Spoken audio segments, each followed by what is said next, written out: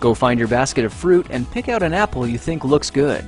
Now, using a sharp cutting knife, carefully cut the apple at a slight diagonal so that it slices right through the center of the apple core.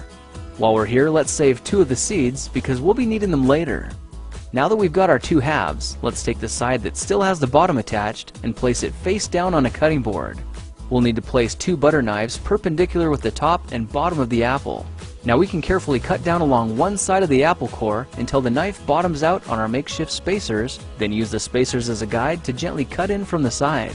When the 2 cuts meet, you'll have an apple wedge that pops right out. And while we're here, let's cut a piece from the other side the same way. Now our goal with these is to cut out 3 more L-shaped wedges about a 1/4 inch thick. And this time, rather than cutting in sideways toward your fingers, try turning the piece over so you can cut downward and meet the first cut at the bottom. Now with a little wiggle, a new apple wedge should break free.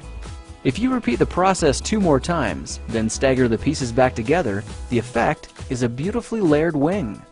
Now just cut the other piece the same way and your swan's body should look like this. To make a place for the head, all we need to do is carefully cut into the front of the body and gently lift the pieces out to reveal a clean and fairly deep groove. At this point we can go ahead and grab the other half of the apple and place it between the butter knives like before, but this time we're just going to use them as spacers to cut an even slice off the bottom. You can see that repeating this process 3 or 4 times gives us a nice variety of shapes and sizes. Now look for a piece that resembles a heart that's been slightly flattened on top. All it takes to form the swan head is 3 strategic cuts with a knife. I made 1 angled cut to form the head, a horizontal cut to form the neck, and 1 slanted cut at the bottom for the base. Now you should be able to see how this is coming together, and to clean it up a bit, just use your knife to round off the sharp edges.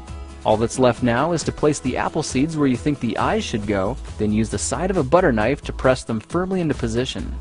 When both eyes look good, simply drop the neck into place, and you're done. You've just created a beautiful and decorative apple swan. I spritzed mine with a bit of lemon juice to help prevent it from turning brown, then put it on display to show off for our dinner guests later that night. If you try using different apples, you'll get a nice contrast of colors, and every bird will look a little bit different. Well, now you know how to take any ordinary apple and turn it into a decorative and edible apple swan. If you like this project, perhaps you'll like some of my others. Check them out at thekingofrandom.com.